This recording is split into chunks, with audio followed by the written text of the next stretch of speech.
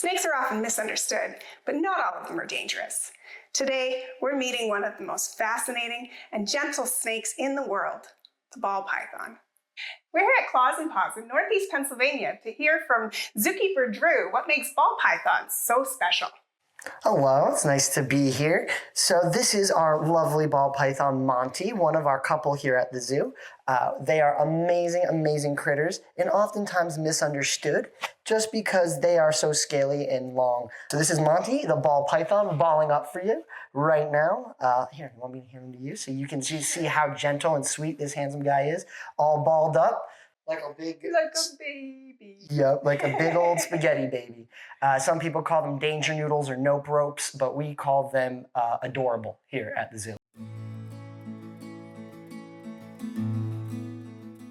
So they're called ball pythons.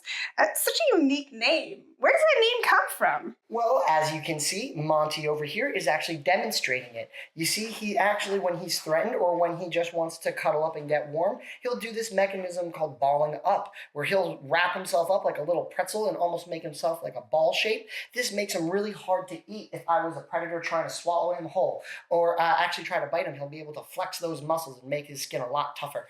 But so they'll turn themselves into balls. It's also how they'll like to hang on a tree a lot of the times, and that's why they're called ball pythons, because they can wrap themselves into a nice little pretzel-like ball, which you can see Monty kind of doing right now. So what do ball pythons eat? And what does that look like at the zoo? So ball pythons are a predator, so they're going to eat other animals that are smaller than them.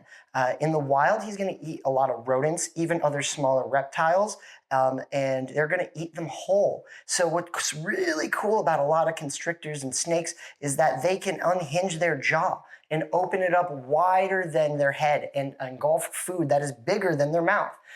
And so because of that, they can have these super big meals. And because of that, they only need to eat maybe once a week, once every 2 weeks, depending on how large the rodent is that he eats. In captivity, you're going to have to feed them the same. You might not be able to provide them a live rodent, but some animals might need that. Additionally, if you needed to, you could give them fresh frozen rodents, which you can get at a pet store or at any other reptile care provider. But that is going to be what they need to eat both in the wild and in captivity. So unless you're prepared for them to eat other animals, you might not be ready to have them as a pet. But that is also how we feed them in the zoo. We make sure they're given a diet very similar, if not as close as possible, to their wild diet. And that's what keeps him happy and healthy.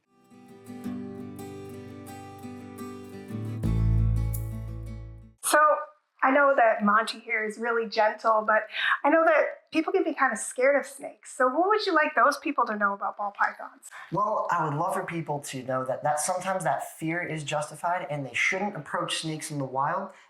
Any wild snake is not going to be as gentle and friendly as Monty. So it is always good to be cautious around them. If you see them in the wild, give them their space and let them be. However, snakes that have been handled their whole lives or snakes that are from a pet store or from a rescue are usually going to be a lot nicer and a lot friendlier and not going to be aggressive because they trust people. They've been fed their whole lives. And as you can see, just like Monty, they've been handled their whole lives. So they're going to be really gentle. So if you're at a zoo, an aquarium, or at a reptile park, or if you are looking to purchase or rescue a pet snake, you have really nothing to fear with these little constrictors because they are probably very trusting and very sweet.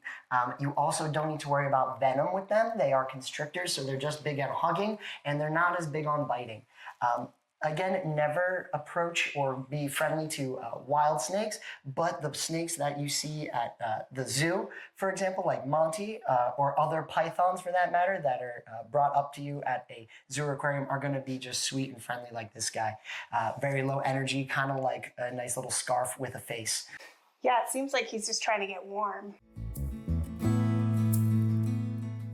How long does a ball python live? So ball pythons, that's a great question, can live around 10 years in the wild, but in captivity, you're looking actually closer to 20 to 30 years, with reports of up to 40 into the 60s in some cases. So they are quite the commitment if you do want them as a pet. You have to know that this animal is most likely going to live longer than your dog or your cat. So be ready for up to a 30-year commitment, if not longer, if this little guy is taken care of. But in addition, that could mean you have a great companion for that long as well. So I imagine you'd probably have to put them in a will like you would a parrot then, right? Exactly. So a lot of animals like reptiles or tropical birds are what we would refer to as heirloom pets because they need to oftentimes be willed to someone after their owner passes away. Because their lifespan is oftentimes so long, they can outlive their owner. We're looking at animals that are oftentimes living between 30 to 80 to 100 years, 100 and plus years with some of our large tortoises, and up to, like I said, 30 to 40 with our snakes, and even into the 60s and 80s with tropical birds. So just like I was saying, this guy would possibly be considered an heirloom pet that would additionally be need to willed to somebody else when their owner passed away. Unfortunately, if there is no plan in place for animals like that, you have to find a zoo or a refuge like us that would take them on and adopt them.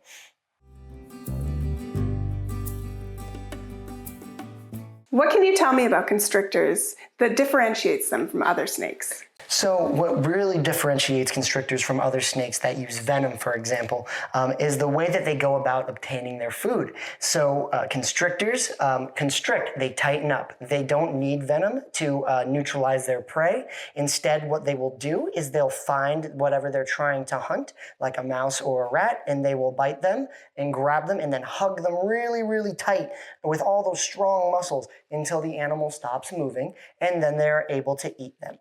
So they constrict as opposed to use venom, which is oftentimes why they are the ideal snake for pets and such, which is why I am not super terrified of this guy right now, and I'm not using tongs or, bite safety precautions is because this guy is non-venomous.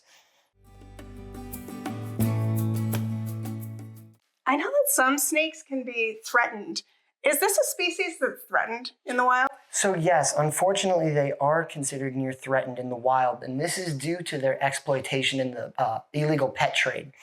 And unfortunately, they're also invasive in places that aren't their native habitat, like parts of the U.S. and like a lot of the warmer states. So you mentioned these guys are invasive. How do they get introduced into the wild, and what can be done to stop the spread?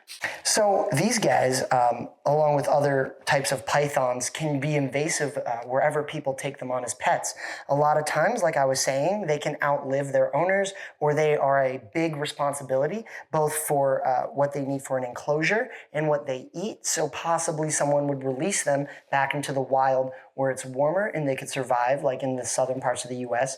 And then they are now a wild snake, or a snake that is eating wild animals, out competing other animals that are local, and overall just becoming an issue for the local wildlife. This is true with other pythons like the Burmese python, but this can also be definitely true for these guys, which is why you have to be very responsible when taking care of them. The way we prevent the spread of invasive species is by ensuring that they are well taken care of, not released by owners, and we use reputable rescues and pet dealers that can ensure that these animals are well taken care of and not from the wild.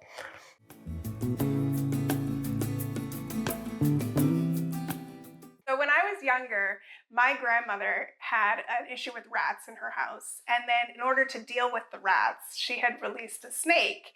And then she couldn't find the snake. So in order to deal with the snake, she released a ferret. I know that, some people think that maybe releasing other animals might take care of an invasive species issue.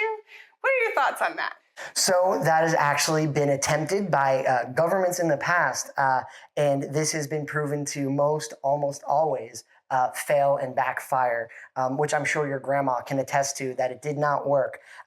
What we've come to learn is that ecosystems are extremely complex, and the hierarchy of the food chain is very, very specifically balanced. So just introducing another animal to eat another non-native animal oftentimes just results in even more lack of resources for the local population.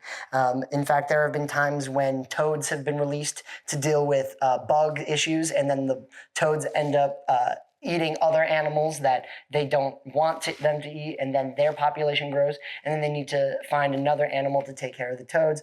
But this cycle obviously does not seem to work. So using one invasive animal to deal with another invasive animal is unfortunately not a very effective strategy. So that is, again, one of the reasons why it is such a hard issue to deal with, and the best way to deal with it is to make sure we don't allow it to happen in the first place. So if you have an exotic pet or a snake, it is important that we don't release them into an environment they're not naturally from, and make sure that they are either donated or given to a rescue, zoo, or aquarium. Caring for animals can be a very expensive endeavor. How could the public support these animals? So the public can definitely support the animals here at Claws and Paws through just visiting, coming and spending money here at the park. All of the proceeds go right back into the animals, their health care, their food, their toys, and then to make sure that they continue to stay happy and healthy. So we take donations, whether it be food, money, or animal toys. We also would love for y'all to just come by and visit the animals or purchase something from the gift shop. Any money that comes through the zoo goes right back into Monty over here and ensuring a long and happy, healthy life for him. Do you guys accept volunteer work? We do accept volunteer work, but it is year-to-year basis, and you would have to just call as we are getting ready to open in the spring to inquire about that.